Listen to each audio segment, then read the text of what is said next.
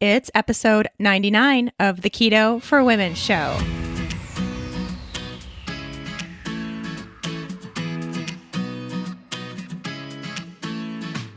You're listening to the Keto for Women show.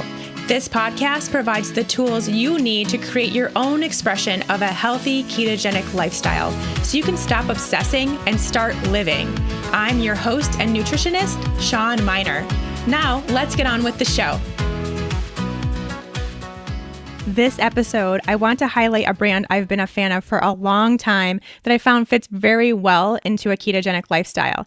Fat Fudge is a real ingredient performance food. It was originally created as a replacement for the sugar-laden goo packs that were being marketed to athletes for an energy boost. But we, of course, know that fat is a way better source of fuel, and so did Mary, the creator of Fat Fudge. Instead, she uses ingredients like tahini, grass-fed butter, turmeric, and maca to create a portable snack that provides lasting energy while also being anti-inflammatory and health improving. I love having a packet of Fat Fudge before a workout or packing it to take on a hike. It really does give the energy boost you want that is fat-based instead of sugar-based. I always get questions about what to eat before a workout when you don't want to go fasted. This is the answer. Fat Fudge has it, no question. To be totally honest, it's been a product I've loved for a long time, but I've been hesitant to share about it here because it does contain a little bit of real food sweetener like honey or coconut nectar, which some think are not keto approved. But the more I've been thinking, I just have really come to decide that it is super important to me to share here real keto-friendly foods that don't contain random crap ingredients or sugar-free sweeteners. They don't cause a blood sugar spike, but also won't keep you stuck on these sweet treats. And that is what Fat Fudge is. It is not a sweet treat. It is a performance food with just a hint of sweetness to trick your palate. I just see too many women these days relying on processed, quote-unquote, keto-friendly foods that are not doing them any favors. So I have made it my mission to provide as many other options as I can for all of us who need these convenience foods, but don't want them to come from processed foods. It will be up to you to decide if this, or any of the ones I suggest, fit into your own keto framework. At 6 grams of total carbohydrates per pack, 4 of them coming from fiber and 2 coming from natural sugars like honey or coconut nectar, I would bet this will fit nicely into quite a few of your keto lifestyles. All Fat Fudge products are gluten-free, paleo, keto-friendly, and nut-free. Right now, their current options are original and vegan, with more product variations on the way, including even a coffee-free version. The vegan option is dairy-free, so all of you, including myself, who are dairy-free keto, have a great option there too. I do have to say, as someone who is extremely sensitive to caffeine, this is one of the ways I can get a little bit of a caffeine boost and not feel jittery or overwhelmed or anxious or any of the things that I normally experience with caffeine consumption. It's just enough without providing massive stimulation. Go help and support this self-funded female-run business and help support this episode of the podcast by heading to shawnminer.com/fatfudge, spelled PHATFUDGE, and use code Shawn for 10% off your order. That's shawnminer.com/fatfudge with a PH, and use the coupon code Shawn at checkout for a 10% discount. Hey friends, welcome back. Thanks as always for joining me on this episode of Keto for Women. We made it to lucky number 99, and we also made it to the last of the best of Keto for Women. Number 5 is today my 5 steps to finding your version of keto. Again, something we talk about a lot here on the Keto for Women show, but it doesn't matter how many times I repeat this. I still see women all over, everywhere, following someone else's version of keto, following what some blogger, some other podcaster, their neighbor, their friend has told them they're doing for their keto diet. And our bodies are not remotely similar. So why would we follow something that someone else is doing? Instead, I want to give you the tools that you need to know what works for you. And that's what we're going to talk about in this episode, coming to you from episode number 63 of the archives. And I'll be back with you next week for episode 100. And we have another great 100 episodes in store for the Keto for Women show and beyond. I'll see you next week. Now, let's find out how to make keto your own version that works for you. Here we go.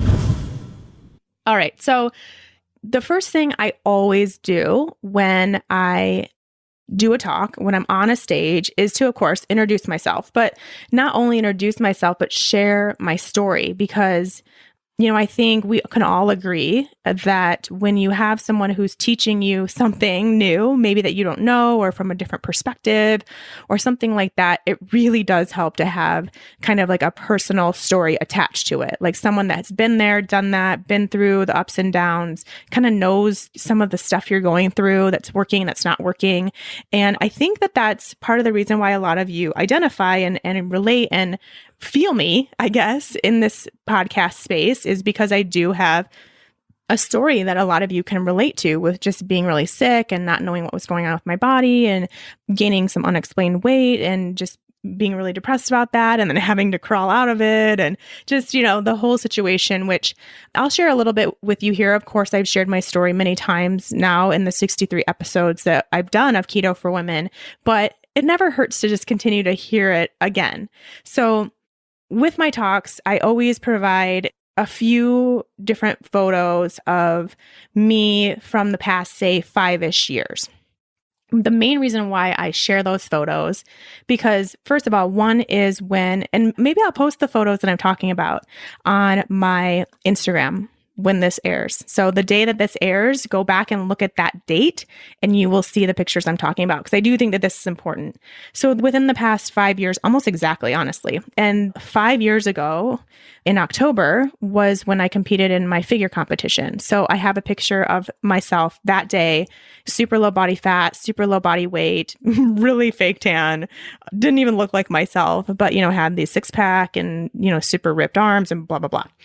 Then I post a picture of about a year later when I competed in a Tough Mudder and had gained a little bit of weight back, still pretty small, but fit and whatever. And then there's a photo of me a few years ago when I was really sick and I had gained a lot of weight just from being really ill. I was on actually the low carb cruise as a speaker. So this was May 2 years ago, so about 2.5 years ago now. And I was so sick that I could barely function on the cruise. Like it was so miserable because I felt terrible. I had no energy. My joints hurt. I just would have to lay either on the bed, or we would go outside and I would lay on the chaise and just sleep because I just couldn't do anything. And I felt terrible. Of course, still had a smile on my face. And then the last picture is me in a hospital bed right before I had my emergency appendectomy and colectomy, which I was just in so much pain. It was just one of the worst experiences, and still smile on my face, thumbs up. I know I share these pictures because throughout those pictures in the 5 years, I was really sick in all of those pictures. So in the picture where I'm smiling and I'm about to do the Tough Mudder and I look like fit and strong and ready to go, I was eating like maybe 6 foods. I was on an autoimmune protocol, but even more strict than that because I could not get my autoimmune disease, ulcerative colitis, under control, no matter how much medicine I took, no matter how many foods I eliminated. It was painful. I was running in the bathroom multiple times a day. And by multiple, I mean like 10 to 20 times a day. I just couldn't do anything. I was really, really sick. So yeah, I have this look of being fit and strong and healthy, but I'm not. And the same thing goes, I think if we actually think about it, we know that it's not true. But a lot of us will see someone who has a very low body fat percentage, has, muscle tone and 6-pack abs and whatever as a female, and just kind of for some reason think that they're healthy. And I was anything but healthy in that picture. Of course, still had a smile on my face, looked the part, but inside, not healthy whatsoever. And then, of course, on the cruise, couldn't tell, but really unhealthy and really sick. And then, of course, obviously you can tell when I'm in a hospital bed that, yeah, not good. So I think I just like to share that just as a reminder to everyone watching and listening that it's not always sunshine and rainbows when we think it's sunshine and rainbows. Everyone has stuff going on, and judging from the outside isn't really the way to go, not the way to do it. If it takes a different body type to get well, that's what it takes. And I don't look like any of the pictures that I have posted of those 4 right now, but I'm healthy and happy and strong and fit and doing all the things I want to do. So I think it's just kind of a way to show that don't judge a book by its cover kind of thing. The outside doesn't always portray the inside, that kind of stuff. So I do always show those pictures and like show a list of everything I've been through over the past few years, which is 2 autoimmune diseases, ulcerative colitis and Hashimoto's, both of which are now in remission and unmedicated. Chronic inflammatory response syndrome, which I know I've talked about here quite a bit on the show, which was that inflammatory response that I got due to toxic mold exposure in my house. And that led to brain fog, unexplained weight gain, chronic fatigue, joint pain, memory loss, and depression. Those things, of course, all led to having chronically low cortisol. So again, something I've talked about where I had this like flat line. I had absolutely no cortisol. My adrenals were totally tanked, barely making it out through the day, and really had to work to build my adrenals back up over the last few years. That, of course, led to having amenorrhea for 3 years in my mid-30s when I should be the most fertile, I would think. I was not having a period at all, and it was in let's see, pretty much the 4 pictures I have up here, I don't think any of them did I have a regular menstrual cycle. So, of course, I was really sick. That illness led to really low cortisol. That adrenal dysfunction led to hormonal imbalance that then caused amenorrhea, that also caused skin breakouts. And then in addition, just the stress on the body and just everything else I was going through, plus being exposed to the toxic mold, led to that leaky gut situation and the food sensitivities I was talking about, to where I could only eat like 6 foods. So it was pretty low. It was a pretty low time over the past 5 years going through all that. But then, as you all know now, I've spent the last, I'd say almost a year really well, better than I ever have been, healthier than I ever have been. And of course, keto was a huge, huge piece of that. But you all know the other things I did, like really trying to make stress relieving techniques part of my everyday practice. I tell everyone I changed my personality. So going from major type A personality to being able to let things go a little easier. I really had to work on that, making sure to get enough sleep. Obviously, getting out of the toxic environment that I was in was huge. Going through that whole protocol to rid my body of those toxins. You know, there's a lot of stuff that I did, but of course, we're here on Keto for Women today. And so we're going to talk about keto, which is, like I mentioned, a huge piece of what I did. Now, because we're talking about how to make this right for you or finding your right version, the very first step is to go from saying keto diet to keto lifestyle. Those are very different. You may not think so, but just when you start saying that, you're not going to probably necessarily go up to your friend and be like, hey, I'm doing the keto lifestyle. You're not going to say that. You would say, oh, I'm trying the keto diet. You'd probably say that. And then you're almost already setting yourself up for like the questions that maybe you don't necessarily want to answer or aren't ready to answer from your skeptical friends. Or maybe you're setting yourself up to only think of it as temporary and like, maybe I'm just going to try the keto diet for 30 days or something like that. Whereas if you just talk about it as a lifestyle, even like subconsciously triggers a different emotion around it and triggers a different thought process around it. So I really think that that's the first step, is just don't even say it's a diet anymore. And I mean, I think you hear me quite a bit here on the show refer to it as that and try to stay away from the word diet.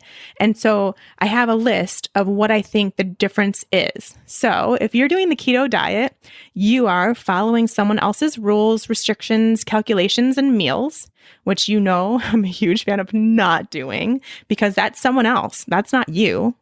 That person doesn't know you. having that person tell you exactly what to eat, exactly what your macros should be, the foods that you should never ever eat, that's not you. So following someone else isn't going to do anything for you. When you do that, another thing, you ignore your body's reactions. So when you are following someone else and you're on this diet, you're not looking to see how you are responding, unless maybe it's by the scale, which if you listened to last week, is not something I promote, but you aren't really tapping into your body when you are following a diet.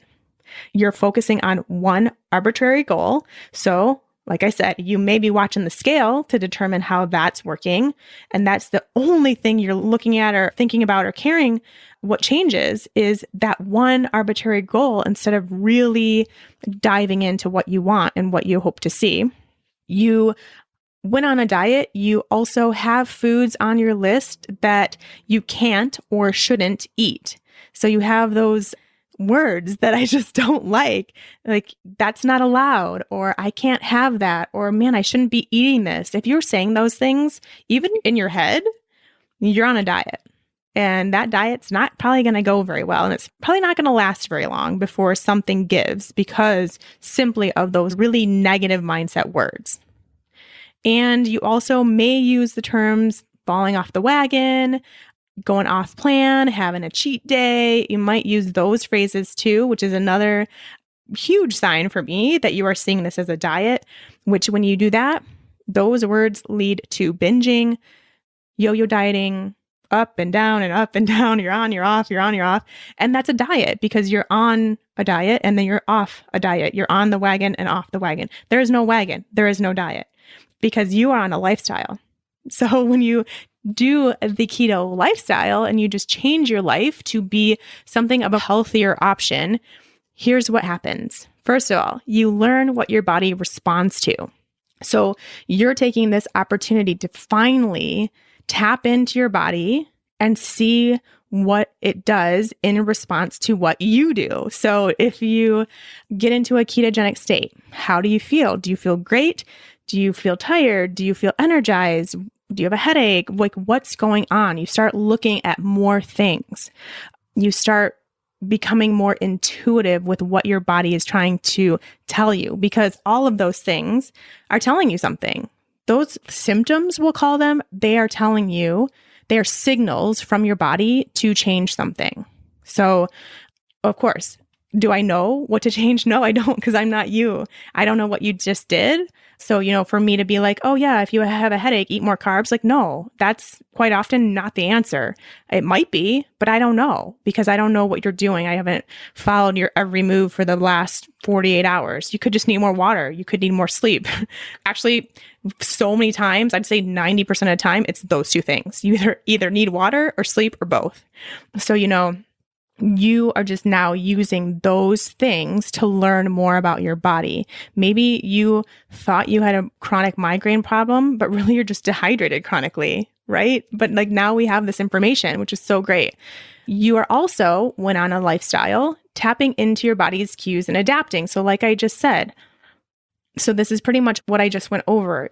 Those things that you are experiencing, whether you're keto or anything, doesn't matter what lifestyle change you're making. It could be changing your sleep schedule, or it could be changing the times you eat, or how much water, or the amount of coffee you drink. Any change that you make, your body's going to tell you what's going on, how it's working, how it's not working. But now you are in control. You're in the driver's seat to make the changes and figure that out for yourself. So instead of focusing on one arbitrary goal, as we do in a diet, with a lifestyle, you are using that to take charge of your health. So of course, we talk about the bigger whys here. So you're finding out those bigger reasons that are health related, most likely, maybe not. They might be changes in your relationships, how you are around your husband or your kids or whatever. So, but you have these much bigger, deeper, more responsible, more effective goals. Besides this one, like a number or a size or a measurement or something like that, there's something bigger going on. And that's what leads this lifestyle change. When you're on a lifestyle, you don't have foods that you can't or shouldn't eat because you have food freedom. And food freedom combines everything we just talked about, which is tapping into your body, using those cues to find out what works best for you. So taking that information that you're learning, especially after you eat a certain food or a certain type of macronutrient ratio that you find out does or doesn't work for you, and using that to combine with what you want too. So like if you find out, this is an example, if you find out that when you have a cup of berries as your snack in the middle of the day, you have amazing energy, you feel really good, you're on point for the rest of the night, and you're just happy. That is really good information to know that you do well with berries, that is something that while some people may say is off limits on a ketogenic diet, you know that you do well with that. It makes you feel really good. So that is food freedom. So when you feel like your body would do well with berries, like when you maybe need a little bit more energy, you're feeling a little sluggish midday or depressed or something like that, you can add those berries, and that's your version of keto because you know berries work for you, you feel really good, and there you go. So not off limits, as somebody may at some point have told you. Now, on the other hand, you could have a cup of berries as your snack and then feel sluggish and like maybe you feel like foggy or you need to take a nap or you just don't have any energy the rest of the day. Well, then you know some people are fine with berries on their keto and they post about it and it's great, but not for you. And it's not yours.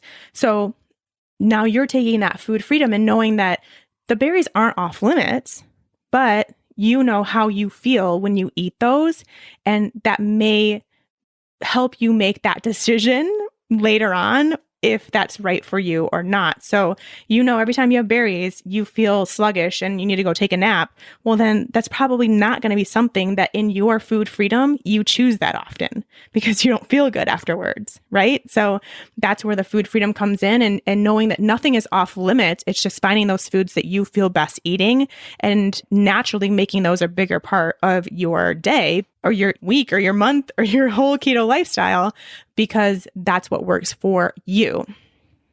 And then as you can see, so we're tapping into our body, we're finding what works for us, we're not paying attention to what everyone else is doing, we're just really learning the foods that do and don't work for us, the cues that our body is giving us, adapting as needed, and then the only thing left to do is go live your life.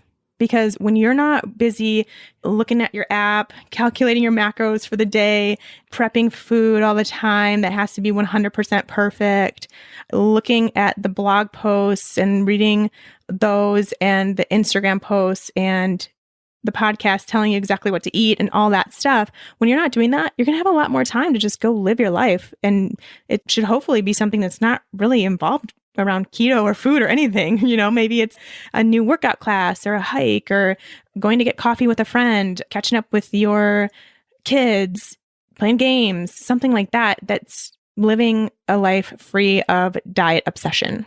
How about we say that? Because it is very real and very much something that you need to start recognizing and doing, because I've been there. Trust me, I've been there for so long and it's really fun to not be there anymore. And I want that for you too. So as you can see, the thing that takes keto from a diet to a lifestyle is all about you. It's you wanting and realizing the need to make that change, to not go after something arbitrary, to not go after someone else's meal plans and someone else's macros that may have worked for them, or they may just be lying and just saying that to get you to read their post, who knows? But instead finding what works for you, you making that step, you taking the action, you listening to your body, you taking the time, but then also you letting go and living life. Okay, so that's the difference. And I think right there, you can see what I really want to do and how easy it becomes to find your version of keto when you have made that switch from the diet mentality to the lifestyle mentality. Let me take just a moment in this episode to highlight another brand that is doing it right. You probably all know about my love affair with Primally Pure at this point. I've talked about them on the show before many times, but I just want to give them a shout out once again. Over the past 100 episodes, we've talked about toxicity as a contributor to health issues so much and the importance of detoxifying every facet of your life. Skincare, of course, is one of the biggest areas to consider because our skin is our most absorbent and biggest organ. The good news is that it's also super easy to make the change thanks to Primally Pure. Primally Pure is an all-natural skincare company that uses only certified organic ingredients that can actually be found in nature. No harsh chemicals or additives. It's truly safe skincare. Their product line ranges from deodorant to body butters, cleansing oils to bath soaks, and even a baby line. I'm happy to say I've tried them all, literally every single one, except for the baby line, obviously, and they all work fabulously and smell even better. If you've been on the hunt for a natural deodorant, and if you haven't, you should be, this is the last stop on your hunt. I promise. I was on a hunt for a long time. I found Primally Pure. I've been using it every single day for the past 6 years because it is the only one that actually works. There's lots of different flavors. I prefer alternating between the blue tansy and the charcoal. The charcoal is great for workouts. It's really strong. So I put that on before my workouts. And then the blue tansy just smells like girl. So when I want to smell pretty, I swipe on the blue tansy. This is also the place to go to switch to the oil cleansing method for your face, which you may or may not have heard about. If you haven't, they have a great blog post about it you can check out. Oil cleansing is yet another thing I switched to years ago and so happy that I have Primally Pure to support me with that. My skin loves their cleansing oils and my tan skin really loves their body butters, which is what I used when I got back from Hawaii. Wanted to keep my Hawaiian tan as long as possible throughout the winter, and I put on body butter every single night, put on my robe, let it sink in, and it really actually helped. Support this female-owned and operated business and this episode of the podcast by heading to SeanMiner.com/primallypure and use the code KETO4WOMEN for 10% off your order. Again, that's SeanMiner.com/primallypure and use Keto4Women for 10% off your order. So here now are my 5 steps to finding your version of keto. Number 1, find your bigger why. We've talked about this before. We spent a whole week talking about this in the Fat Burning Female Project, but this is something, it's just game changing. When you have that bigger purpose for doing what you're doing, as it relates to keto, but also as it relates to your other health goals or lifestyle goals that you're trying to change, anything, you have to keep your eye on the prize. And the prize, I hate to say it, but I'm going to say it. The prize is not weight loss. It's not. Find something else. Find something else that is just so important that it will keep you going. Because as I'm sure a lot of you can relate to, the weight loss, first of all, there's a couple different things. It can happen at the beginning and then it stops. It cannot happen at all. You can gain weight. Like there's a ton of variables. There's a ton of different things that can happen with your weight, with keto or with any diet change for that matter.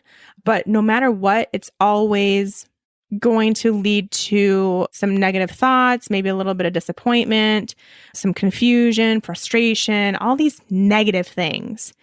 Whereas when you focus on something bigger, deeper, more important, first of all, that has a larger impact on you and what you're doing and making that lifestyle change instead of getting into that diet space again, but making it a lifestyle, you'll notice these improvements a lot more. You'll notice yourself getting closer and closer to these goals.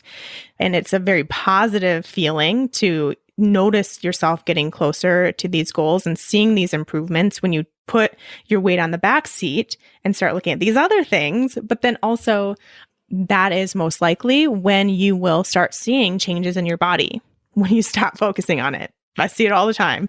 I saw it in myself too. So really trying to focus on something greater. So here's a couple ways you can kind of think about your bigger why. How do you want to feel? How do you want to act? How do you want to move? and how do you want to live? So you can answer all those. You can find one that really speaks to you and answer that one, but find an answer to at least one of those and make that your bigger why. So I'll give you some examples. How do you want to feel? Do you want more energy? Do you want to be able to get through, a certain workout at a faster rate, or more energized when you're in this workout, something like that? How do you want to act? Do you want to be more kind to your loved ones, or maybe have more of a positive vibe at work or something like that? How do you want to move? Like I mentioned with the hike or something like that, but it could also be, do you want to get stronger? Do you want to be able to lift a certain amount more? Do you want to be able to run around with your grandkids? So that's really important. I think there's a lot of bigger whys that involve family. So that might be somewhere to start. And how do you want to live? Do you want to have enough energy to go walk with a friend instead of having to go home and lay on the couch after work? Do you want to spend your weekends being active instead of having to take a nap like you do now? So just trying to find something that means something to you, that you can see a change in your life when these things happen. So I gave you some not very good suggestions, but now I have even better ones that I pulled directly from the Fat Burning Female Project. So week 2, we all talk about our bigger whys, and here are some that came from some actual participants, and some of them might speak to you. To nourish my body through food and allow it to heal. To heal my gut issues that have bothered me for years. To get my hormones in check in order to stabilize my moods and stress levels, to end my fight with food, to be healthier and be a great example to my husband, kids, and grandkids too, to be at peace with myself and what I eat, to get rid of chronic inflammation. As a diabetic, I would love to get off insulin and to heal my metabolism. So those are all, you can tell just by hearing those how much deeper that goes than to lose 10 pounds, to lose 30 pounds, to get into my jeans from college. This stuff is really important stuff, and often the underlying issue, of course, to weight loss concerns as well. So let's do that instead. So step 1, find your bigger why. Step 2, keep a journal. So I think, I'm not a huge fan of logging your food, especially like with an app or anything like that. But I do think that for a period of time, when you are trying to find something that works for you, I think keeping a journal is really, really awesome. A really good way to learn more about yourself. So this journal is not even necessarily going to show you everything you ate for that day or anything like that. Like definitely not your macros or your calories or anything like that. But it's a journal to kind of log how you feel. So if you notice any changes, if you notice that things are going well or there's something that isn't going well, you can log your ketone readings, your blood sugar readings, you can log your workouts, your sleep, your digestive stuff, just really looking at everything to notice changes. So if you feel really good, then you can see, okay, these were my ketone readings. This is the workout I did. So you can kind of start seeing patterns of, okay, every time my ketones are in this range, I feel really good and I ate like this. So doing something like this on a regular basis would be a good idea. So you're just gathering information about your body and how it's responding to different things. And then, of course, on the opposite end, if something doesn't go well and you have a terrible day and you don't sleep and you're bloated and you don't feel good, then you can kind of look at your ketone readings, you can look at what you ate and your workouts and all that stuff, and also start seeing the patterns of when things don't go well, what you have done to possibly eliminate that. So you can get a copy of, it's just a 1-page copy of the journal that I would use. If I were you, I created this for you all. It's a daily keto journal. So you can print that out, go to my website, download it, print it out. You can print it for however many days you want to use it, however you want to do it, but it will help you and it's all laid out just for you and it's totally free. So you can go to my website, shawnminer.com/journal and get that. So head over there and it will be available for you to download, and you can get going on your daily keto journal. So great. Okay, step 3, utilize your ketone readings. So I showed this, I believe, on Instagram and Facebook. So on my social medias back in June. And basically what I showed was I took a test, a ketone reading before I ate. So it was a 1.8 on my blood ketone reading, which we know typical nutritional ketosis is 0.5 to 3.0. So I was kind of where I usually am, about in the mid ones. So I was at 1.8. And then I ate a meal that included about a cup of sweet potatoes, some roasted sweet potatoes. And so I was testing that meal, including that larger level of carbohydrates, to see how my body responded. And so then I waited 2 hours and I retested my ketones, and I was at 1.3. So then that shows me that my body does totally fine with a cup of sweet potatoes. So that is something that I can now put into my version of keto that works for me when I feel like it, when I want it, when my body's telling me carbs would be good. So I know that it's not going to kick me out of ketosis. My body's just fine. Blood sugar stays normal. I'm cool. Now, of course, you may do that experiment and it may not work for you. Maybe your body responds differently to sweet potatoes than my body does. So that's just information for you. But you can do this with any particular food. And that would also be something to perhaps track in your journal. But you can try some fruit. You can try even extra protein, less fat, if you're kind of trying to figure out your macros that really work to keep you in ketosis and make you feel really good. If you want to start lowering the fat a little bit now that you're in ketosis, and increasing protein or increasing carbs or something like that, these are all things that you can test for yourself. So this is where it becomes really nice to not have to rely on someone else's macros, because you have the power to learn for yourself what works for you. That's really huge. So do this. It's kind of a fun experiment. You can use your own body as a little science experiment. Another thing is if you're kind of trying to figure out that area where you do really well, so you can spend a few days eating, say, like reducing your fat by, a few servings or whatever you do, increasing your protein by a serving or something like that, and do that for a few days and then test your ketones and see if you're still in ketosis. So that would be the way to know if a certain macronutrient ratio works for you, is to wait a few days. If you're trying to find something to do long term. If you're just looking to see how a certain food does for you on occasion, then you just can do that one time, test, eat, then wait a couple hours and test again. And that will show you how your body did with that particular food. So I think that's a really fun thing that you can do to find your version of keto. And that really helps. Like, it helped me so much to know that sweet potatoes are really a good thing for me to add to my keto lifestyle. And so it's great. So whenever I feel like those sweet potatoes look good, I have some and I'm cool with it. Step 4. Break up with tracking, apps, and calculating. So obviously, this is something I'm kind of been alluding to this entire podcast, but also this entire Keto for Women show, 63 episodes, because I really think that a lot of great things can happen for you, and learning about your body and listening to your body and finding food freedom and using your intuitive eating skills when you break up with your app.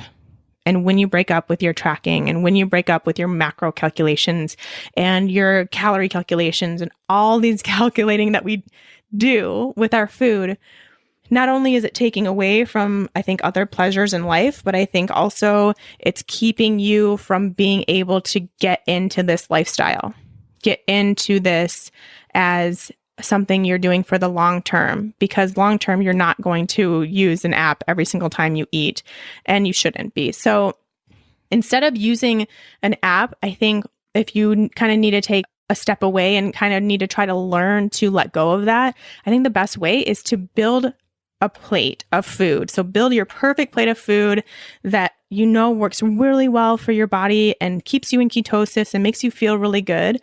And then just take a mental snapshot, or actually use your phone and take a picture if you're like me and you take pictures of all your food, and just continue to go back to that. Just continue to build a plate that looks like that. Now, it's not going to be the same foods every single time because that would be really boring. But a third of your plate is a big pile of veggies, and then a third of your plate is extra fats that you put on your veggies and your meat, and then you have a chunk of protein this big.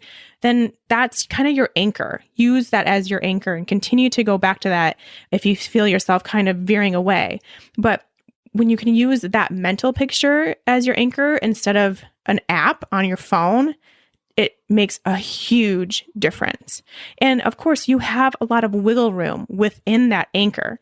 You have the ability to change things up and veer occasionally or as much as you want. But just remember that that anchor is there for a reason and you can go back to it. Not only are you using that anchor plate, but you're also using your journal and you're using the ketone readings and you're using this other stuff we just talked about that's helping you tap into your body and what your body does best with. And it just makes such a big difference when you actually make that connection with yourself instead of searching for this outside thing. Like that's what we really need to do here. So the app is an outside thing. The macro calculator is an outside thing. But when you're using a journal, you're focusing on what you feel like. How was my digestion today? How was my energy? Did I have a headache? Did I drink enough water? Like all this stuff that you're thinking about that is focused on you and how you feel. And that's really the best way to start this new sense of attachment to yourself and detachment from these other tools you're trying to currently use that aren't your body. And just please remember, I say this all the time, but I need to keep saying it. Food is not a math equation. It is nourishment for our bodies and nutrients to stay strong and healthy and alive and pleasure. You should enjoy what you eat as well. It is a pleasureful experience. Let's just get back to that. Let's take out that math equation. And step 5, enjoy your keto lifestyle and thrive. So like I mentioned, when we were kind of talking about the difference between it being a diet and a lifestyle, I cannot even explain the amount of freedom that you can feel when you do make this change, the things that I just talked about, and when you do find what actually works for you, it's like, oh my gosh, I don't have to follow XYZ plan or read all these blog posts that change every day because new stuff comes out or whatever. I can just focus on me and I can just do what I know feels good for my body. And I can keep connecting with my bigger why and getting closer to that. And also seeing all these other benefits that are happening to my body when I'm focusing on the right things and just live life. There's so much more going on that you now have access to enjoy because you're not so focused on this one thing, which I know I talked about a few episodes ago in the signs you're ketoing too hard, which was a big hit. I had no idea at the time it would be, but I guess we all needed to hear those words. But I'm telling you again, it's time. If you're not currently breaking free from the diet mentality and living the keto life, it's time. Time to do it now. Use these steps. Get your keto journal. Become part of a Fat Burning Female project. Everything that we just talked about here today, this is what we do in the project. We're just doing it all together in a group. You're learning what works for you after you get into ketosis. So I'm making sure you're in ketosis safely. And then this is what we do. And it makes a huge difference. So this is what I want for you. You can enjoy life, but you can also enjoy a keto lifestyle, which is, yeah, I'm keto and I'm eat high fat, low carb, but I know the foods that I can enjoy. I know what works for me. I know what doesn't. I know those foods that don't make me feel good at all. And so that's how you know where to go and what your plate looks like and what your keto looks like and the foods that are or are not on your keto list based on how they make you feel. It's really that easy. Okay, so just really quick, just to sum everything up, we're going to go through some of my keto lifestyle tips, which are just basically the things I just went over. I'm just kind of reminding you. Number 1, always go back to your bigger why.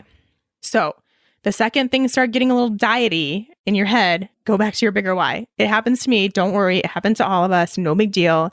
We start getting into this little weird zone because we've spent our entire lives there practically. But go back to that bigger why, and it will remind you what you're actually trying to do. Number 2, know that keto perfection does not exist. You will never be keto perfect because there's no such thing. So don't try to be keto perfect. Just try to be in the right space for you most of the time. How about that? Makes it a little less daunting, right? When it's just you're doing the best for you with what works for you and for your body because you've learned all that. And you don't need to be perfect. It doesn't exist. Number 3, every day does not need to look exactly the same. So if you're going to actually live a lifestyle, then living a lifestyle doesn't mean eating the exact same foods every single day. Like that's weird, right? That's not normal. That's more of a diet mentality. And trust me, again, I did it for years. I ate the same thing because I was on this bodybuilder diet and it was the same foods for years. But that's not really how things should be, especially if we want to get these nice, really good nutrient dense foods in, then you have to mix it up. And that's really important. So if you're using a macro calculator or an app to track your food or whatever, then you are trying to get as close to the same every single day. And that's just not real life. That's not how it works. Some days you're going to eat way more food. Some days you're going to eat way less food. Some days you're going to eat way more fat. Some days you're going to eat way less fat. More protein, less protein, more carbs, less carbs. Every day can be so different. And that's the beauty about this as a lifestyle, is that we don't have to follow a particular pattern every single day. It's just life. And sometimes you work out hard and you get really hungry like me and you just eat a ton of food in one day. And then other days you don't work out and you're not nearly as hungry. So you just eat when your body tells you to eat. It's really great. Number 4, if you get bumped out of ketosis, don't freak out. So if in this process, when you're trying to find the foods that work for you, say you want to try the sweet potato experiment like I did, and it doesn't work and it gets you out of ketosis, don't worry. It's okay. You're not like no longer a fat burner. It's fine. You're just going to take a little bit of time. You'll probably be back in ketosis within the day. I'd say within the next 24 hours or so. So nothing to freak out about. You're just, again, finding what works for your body. And when it's a lifestyle, you have all the time in the world to get back into ketosis. So no need to freak out. Number 5, if you're feeling restricted or having cravings or feeling like you're going to binge, something needs to change. So if you start getting these feelings of, like you need sugar or a sweet treat or dessert all the time or whatever, or you start having these moments of binging, or you start feeling like, man, I really would love to have XYZ, but I can't. Again, we're back in that diet mentality. So again, go to the bigger why, do all these things we just talk about, but then also change something. So you might need to eat more food. A lot of times, if you just eat more food, those feelings of binging and restriction and all that stuff really go away if you're just fully nourishing your body. Maybe you need more fat. Maybe you're not actually in ketosis. Maybe you need to just go find something else that you find pleasurable. Maybe you haven't been doing enough for you, like self-care or going to meet with friends, doing stuff that makes you happy. So change something. That's all that means if you have those feelings again. Okay, we made it through. All of that was my talk at KetoCon. I hope that all helped and made sense. Like I said, I know it's review for a lot of you, something we do talk about quite often here on Keto for Women, but I really don't think it can be stated enough because based on the questions and just requests I get from you all, there's still a lot of people out there that can't get past that diet mentality. And that's what we need to do first and foremost to really make keto work for us. So that's why I'm here. I'm going to keep plugging away at it. All right. So that will do it for this episode. I hope you enjoyed that. And if you have someone who is in the keto space that may be just like dieting to diet and kind of stuck in that mentality, please share this with them. Please make sure they know that there is a resource, there is a way to do things a little differently and maybe see some different kinds of changes and learn a little bit more about their body. So, of course, I always love it when you share these episodes. It means so much to me because we can just help that many more women when we do so. All right, take care, everybody, and we'll see you next week. Bye-bye.